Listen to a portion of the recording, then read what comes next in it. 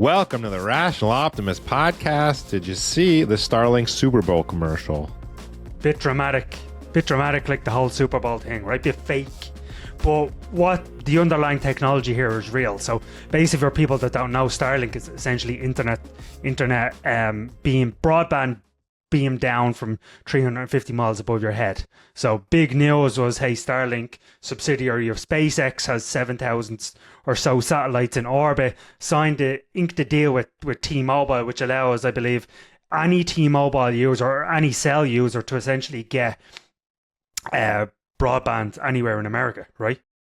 Yeah, and eventually anywhere in the world. So I guess the reason it's a little overly dramatic and some would say a little misleading is that it can only text at first. You can't actually access the internet on this network. But let's not miss the forest for the trees here. This is the first real step towards anyone being able to get internet anywhere on Earth. So I don't think many people have heard of Starlink, and it's strange because it has projected $8 billion revenue last year, and that's essentially from, hey, we have these satellites up in space, we can beam down high-speed internet. I know your parents-in-law have one up in Vermont, and it's essentially great for people in rural parts of America and the world who don't have access to high-speed fiber broadband. And just to put that figure in perspective, Starlink's been around for only a handful of years, and the broadband division of Comcast is doing $26 billion in revenue. So they're already at a third. I think you fast forward 5 years, Starlink is going to be bigger than every broadband company in America. Our friends at Human Progress wrote about Starlink in their excellent Doomslayer newsletter this morning. They noted that at the end of 2022, Starlink had 1 million subscribers. It's now got over 4 million subscribers, which is 100% growth per year. So they're growing very fast. I was an early Starlink adopter. Well, I installed it for family members who have a house nearby in Vermont, and their only other option was really slow DSL, which couldn't even support streaming YouTube TV. So I installed it for them before it was really like a well-known thing, and it's been nearly flawless. And I think costs have dropped by 50% since then. When they first started paying for it, it was $110 a month. Now it's only $50 a month plus $400 a month for the initial setup fee to get the actual hardware. It just seems better than traditional internet in most ways. Good things are happening. 2025, we're going to summon all the positive energy, and I'll tell you why. So last year there was a rural broadband debacle. Biden administration, $42.5 billion federal program to essentially give high-speed broadband to rural areas. And what that money went to was mostly digging up like mile-long roads to, ranches in Texas, right? To give all these people in remote areas. There was some quibbling about exactly how many homes they connected, but let's just say it wasn't that many. It was in the dozens, it was in the hundreds, it wasn't even in the thousands, and it was $42.5 billion. Okay, and just for perspective, most of that was actually held up by NEPA and stuff and all these crazy regulations. It wasn't like just someone, like it wasn't $42 billion of embezzlement. But interestingly, during that whole program, the federal government excluded Starlink. And Alex Tabarrok over at Marginal Revolution, he basically did some math, and he said, hey, they estimated 7.2 million locations. They don't have broadband access, houses and internet. For that $42 billion, you could have gave them, I think it was 4 months worth of Starlink for free. No wires in the ground required. You just beam down internet from space. And now, 2025, we have T-Mobile signing this deal. I think it's a sign of things to come.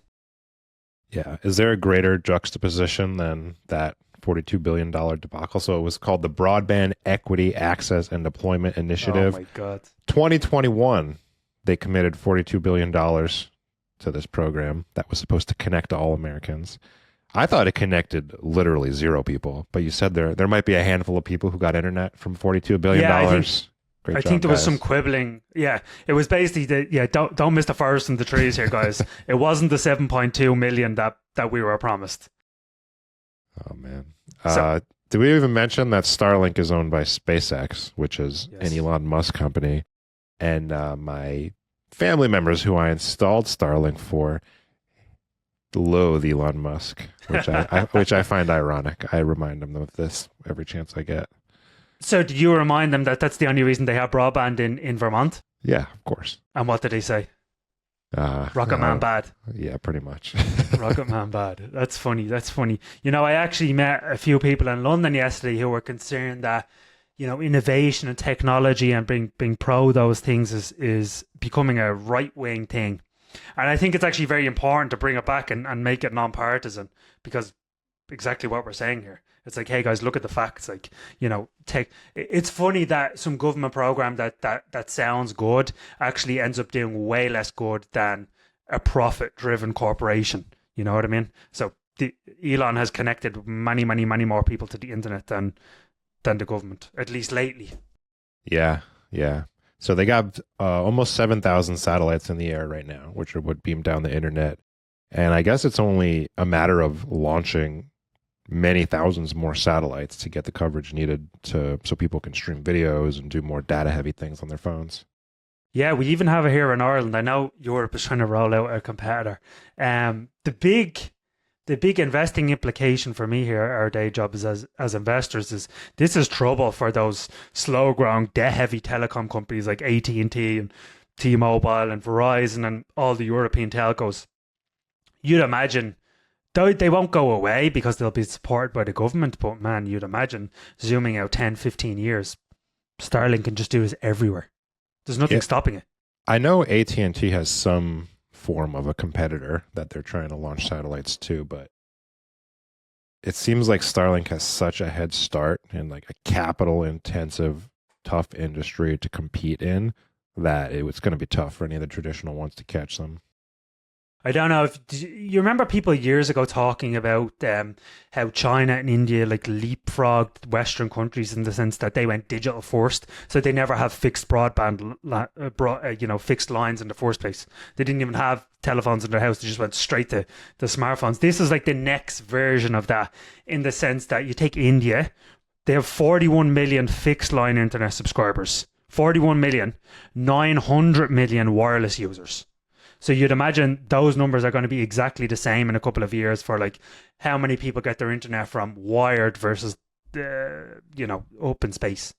Yeah, that's a great point. It's just going to make all the infrastructure obsolete ultimately. I mean, I don't know how long it will take until like the actual data that the satellites can carry can rival wired connections, but you got to think it's only a matter of time.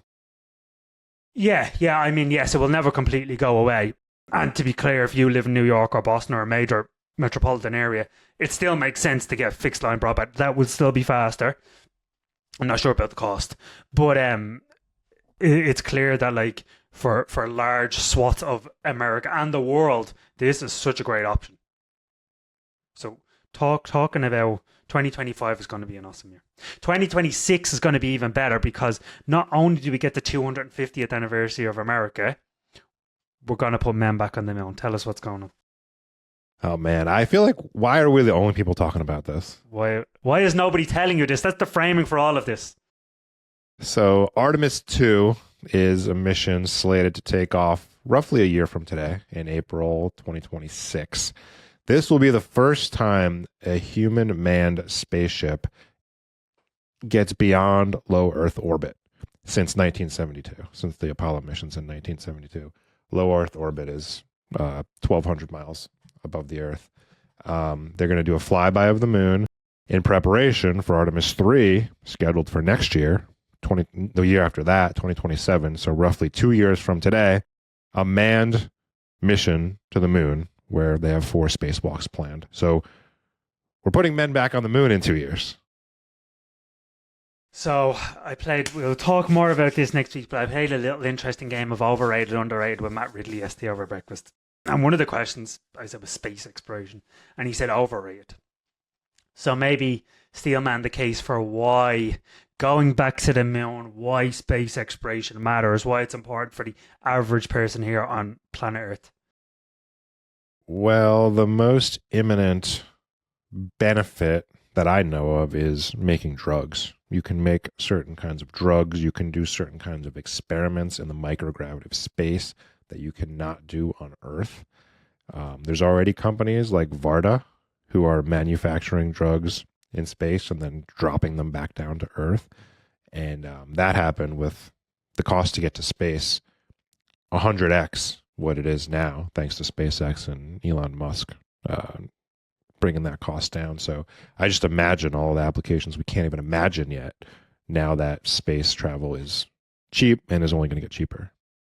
Completely agree. And I will point out that during the first space race, because it takes incredible technology to actually get to space, to get to the moon, you got all these other technologies out of that, right? So solar panels and GPS and all those type of things, like ready-made meals, all those type of stuff. So God knows what we're going to get out of this current generation. I actually think this is why one of the reasons Tesla might be underrated, in the sense that SpaceX and Tesla owned by the same or controlled, run by the same person in the same orbit. You would imagine that all the incredible technology from SpaceX, some of it will flow down to Tesla and kind of do interesting, incredible things. So yeah, that's another reason. And then, as our friend Mike Solana, or a pirate of ours, likes to say, the moon should be a state.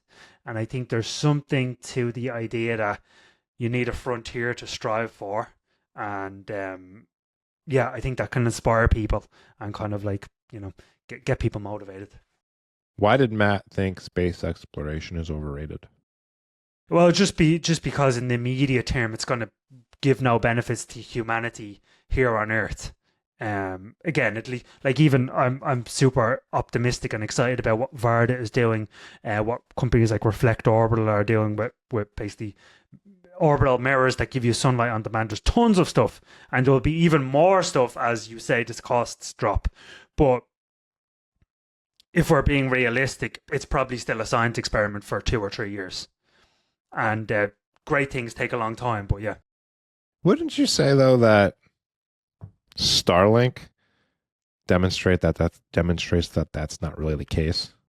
Right, you're true. You're right. I mean, someone asked us the other day that like, of all the money made in space today, what's the biggest portion of it? And you could say launch, that's great, but like, okay, why is that useful? Yeah, Starlink, that's the first business. And then SpaceX is essentially using all that cash from Starlink to get us to the moon, to get us to Mars. So I think you're right. I think that's a great point. It's definitely hard to visualize and imagine what all the benefits of space travel are going to be, but I have faith that they'll be there, that we'll figure them out. You know, the way there seems like there's this movement of like young men that are kind of inspired and, fed up with things on Earth. If tomorrow we said, right, we're sending 100 starships to Mars and there's like a 1% chance you're going to come back, how many people do you think would actually get on those missions? There's a lot of people in the world, probably tens of thousands. I bet a lot. I'd say if you're going to give everyone $100,000 and you have a 1% chance of coming back, I'm telling you, that those starships would be full. Yeah. I feel like, relating this to investing, the next 2 years is going to see space get hyped up. Because like we started this conversation saying, no one's talking about the fact that we're sending humans back to the moon. That's going to be huge news. Huge news. And there's probably going to be debates about whether it's fake and all the stuff that feeds into a media cycle. So I just see over the next year or two, like, space related stocks maybe entering a hype cycle. Yeah, maybe the moon landing is the top for the space stocks, but I think we can run till then. Yeah, we got a while to go. Back on Earth, the other day I got a burrito delivered by drone. We can play the video overlay here. It was a quite incredible experience. First time I've ever got a drone delivery of anything, and it's really interesting because we talk about all these incredible things. Big fan of using disruption and getting your hands dirty with it, and I feel like as we have the robo-taxis roll out, as people go to the space launches, as drone deliveries roll out across America and Europe and elsewhere, it's just like really exciting to see it. I have questions. Yes. How loud was it? Not annoyingly loud. Not annoyingly loud. I mean, if you live over a flight path or whatever, a plane is way louder. And probably even if you live near one, you like 10 times a day a flight goes over or whatever. But funny enough, sorry, here's a funny thing. So the night before we were getting the drone delivery, my wife's friend texted her and she said, turn on the news. There's a segment about drones. There was some NIMBY on it, not in my backyard guy, that probably complains about everything. He was anonymous. His name was Peter, and he was saying, oh, the drone deliveries are terrible. They're so loud. They're this, they're that. And then a politician, of course, comes on the news, and she's like, oh, we need to get regulation for this stuff and everything. And it's definitely going to be a hot button issue, because you saw with the New Jersey drone deliveries, people were so freaked out. What are these flying things in the sky? They're near my house, yada, yada, yada. This is going to become a huge, huge issue. And we're only at the very beginning of it. What was the delivery fee? The delivery fee was $4, but for perspective, that was cheaper than getting something delivered by Uber Eats or Deliveroo or, DoorDash in Ireland. And it was significantly faster. So, I mean, this is 100% the future. Like, think about how crazy it is that you get a human in how much does a car weigh? 2,000 pounds? A human sits in a 2,000 pound car to deliver a 1 pound burrito. Yeah. It's crazy. Clogs up traffic, does all this stuff. So I think this is 100% the future. It just needs to scale out. It just needs to be everywhere. Yeah. And this is the worst they'll ever be, right? They're only going to get smaller, quieter, less annoying. Exactly. Now, I will point out this one was controlled by a human, I believe. So it's still not fully autonomous. Oh, was it in line of sight of the human? No, it wasn't in line of sight, but it's remotely controlled. Oh, That's right. At least that's what someone told me. Did the drone ask for a tip? The drone did not ask for a tip. The drone dropped the package exactly where... Actually, what happened was it was going to drop it in the back garden. And then I said on the app, hey, don't do it. Drop it in the front garden. Someone calls me and say, hey, can you just confirm the location? Dropped it exactly where it needed to go. It drops on a little string. And it was pretty amazing. It was like... It was a 3 or 4 minute delivery time. That's pretty cool. That's pretty impressive. Yeah, impressive. And impressive to see in person, because you hear about all these things. I think, so getting a burrito delivered, silly, right? But I think from silly use cases like delivering your burrito to very serious use cases like deciding the future of wars, drones are going to be huge. And I think they're really underrated right now. Really underrated. Yeah. We've talked before about how regulation in the US that prevents drones from being used unless a pilot's in line of sight, like an actual pilot with a pilot's license is in line of sight, has just stopped all the innovation on drones in the United States. And you see these videos of drones in China, like in gigantic, beautiful, synchronized formations of like a dragon dancing or whatever. You see how far ahead of us they are. You're right. You got silly burrito delivery on one hand, but this is a pretty serious technology on the other. Yeah, someone was actually telling me yesterday China just invented the first sub-sea and like air drone. So the thing starts underwater and goes over land or into the air. So that's like crazy. It's like a submarine and like a fighter jet combined. Wow. I'd like to see that in action. Yeah, I haven't seen it yet, but yeah, I mean, this stuff is rolling out. So Google's drone arm Wing, they just expanded the drone delivery service with DoorDash in the Dallas-Fort Worth area. So I would encourage everyone, no matter where you are, especially if you live near like a big city, check to see if like Amazon or Google or Walmart or Zipline operates in your area, and just try to get something delivered by drone. It's super cool. And I mean, some people say it's a novelty, but if you can scale this stuff up and slash the cost, I mean, you get it cheaper. It just drops it exactly where you want. You don't have to open the door. It's really cool. The food is hotter when it arrives. Yeah. Are there any, do you know, maybe you don't know, but are there any that use autonomous drones powered by AI to deliver? That's a great question. I actually don't know the level of autonomy for the Googles and the Ziplines and stuff like that. I believe, I know Zipline just launched a new platform too, which it is fully autonomous, just thinking about it. I'm not sure 100% about the Amazons and the Walmarts, although I think they are, because in the Dallas-Fort Worth area, all these companies banded together and they essentially, between themselves, created a new air traffic controller system for drones. So previously, if you're Amazon and you're Amazon and I'm Walmart and we're delivering stuff at the same time, we have to call each other up and detail the flight paths. And they developed some system that essentially automates all that. So super cool. Super cool. I try not to let the pessimist in me come out with this kind of stuff. So drone delivery, clearly superior in a lot of different ways. Less costly, hotter food. No CO2. No CO2. All kinds of great stuff about it. All it takes is one crash that hurts somebody or kills somebody, and all of the cost-benefit analysis goes out the window, and the media latches onto that story, and suddenly everybody's terrified of drones. I'm worried about the same thing with self-driving cars.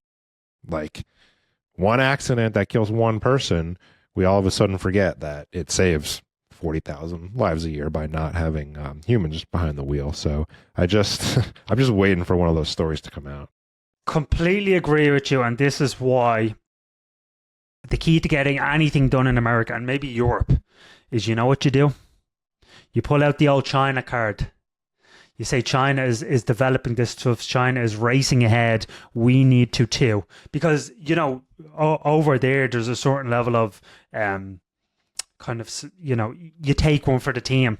Like if we can develop self-driving cars and kill a few people in the process, like so be it. Whereas we don't feel that as Westerners. So I'm hopeful we're going to kind of press the accelerator button on this stuff, and you know, look at the people that, you know, died developing some of the greatest stuff in history. The Empire State Building, the Hoover Dam, the highway system. The list goes on, but like ultimately, humanity benefits. Yeah, and this is directly going to save way more lives than it takes. 100%. I mean, they did a study in Sweden recently, and you know, forget about the burritos. What about defibrillators when someone has a heart attack? And essentially, the study was like, oh, hey, we did save countless lives. Sorry, it was dozens in the study. We did save dozens of lives because we can get the defibrillator there like that, instead of like an ambulance and it gets stuck in traffic, and like supposedly every minute that passes with cardiac arrest, your like chances of survival go down like dramatically. So again, this is just a way to save lives. That's the framing for this stuff. It's not, hey, get your burrito faster. It's, hey, we can save more lives. Speaking of stepping on the tech accelerator, did you see J.D. Vance's speech in France about AI? J.D. Vance reads The Rational Optimist. Apparently. I feel very dirty and awkward complimenting a politician. I don't know if I've ever done that before, but his speech, A+, no notes. It was great, and he said the kind of stuff I could not imagine a U.S. politician or any politician saying for the last 20 years, let alone 6 months ago. Just one quote. He says, "Our AI future is not going to be won by hand-wringing about safety. It's going to be won by building." Amazing. Another one for you.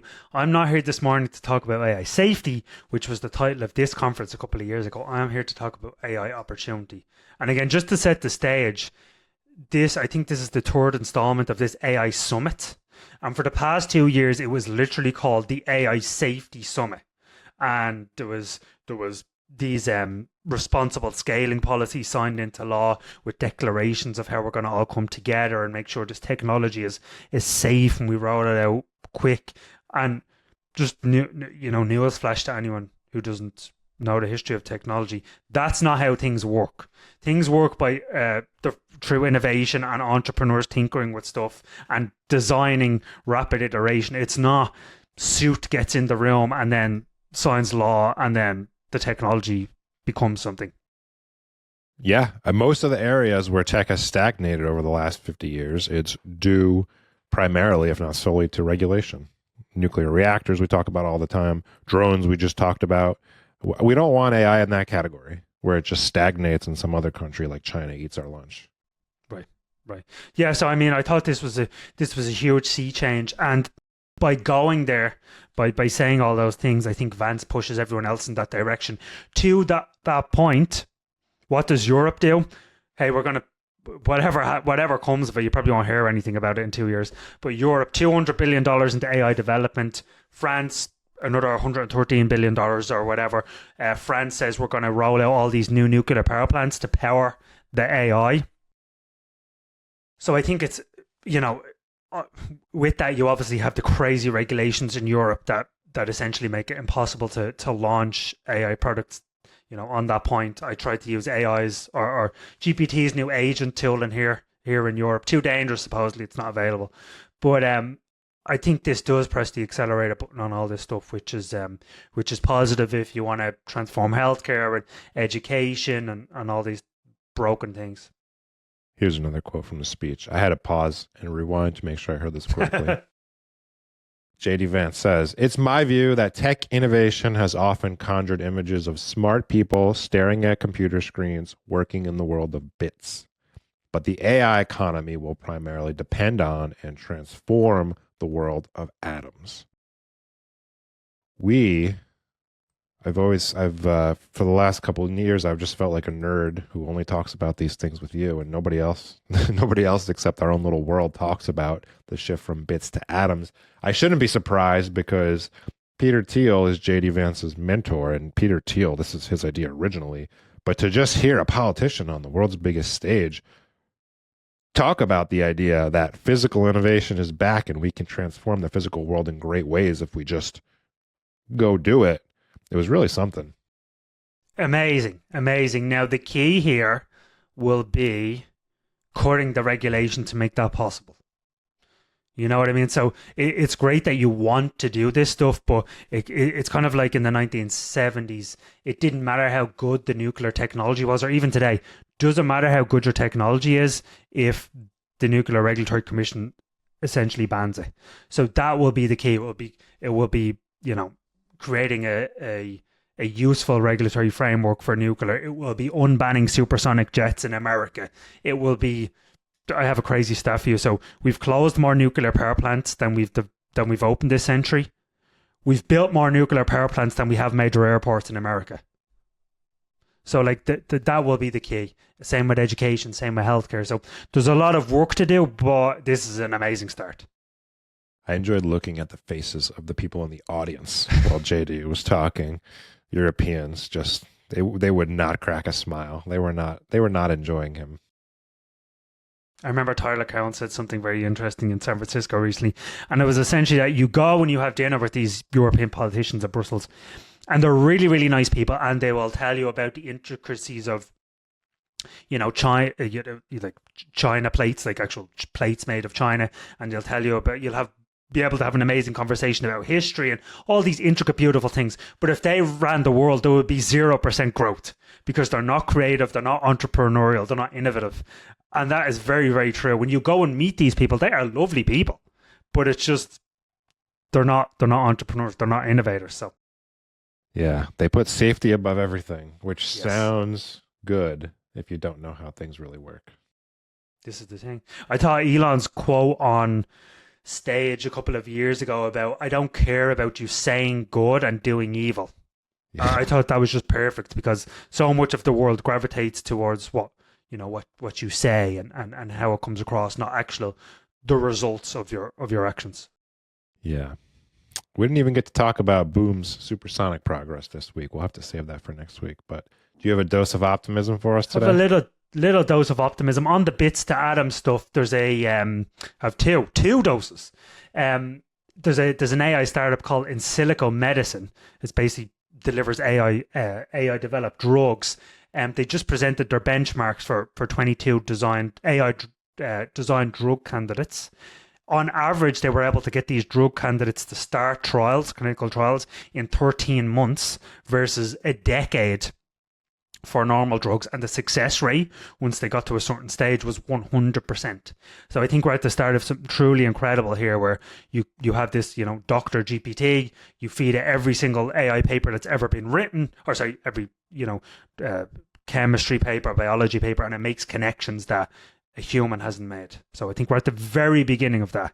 And then I have a chart for you. The Great Barrier Reef hard coral cover, 1986 to 2024. So you often hear that, the oceans are boiling and the planet is burning and all these things. But here you can see that one of the great natural wonders in the world has never been healthier. There's never been more coral in the Great Barrier Reef, which is obviously off the coast of Australia. So go visit. The ocean is not boiling. Long rational optimism. I love it. Viewers, you can boost our optimism by hitting the subscribe button, ringing that bell, and leaving us a comment. This greatly helps our channel grow. We appreciate all of your support, and we'll see you next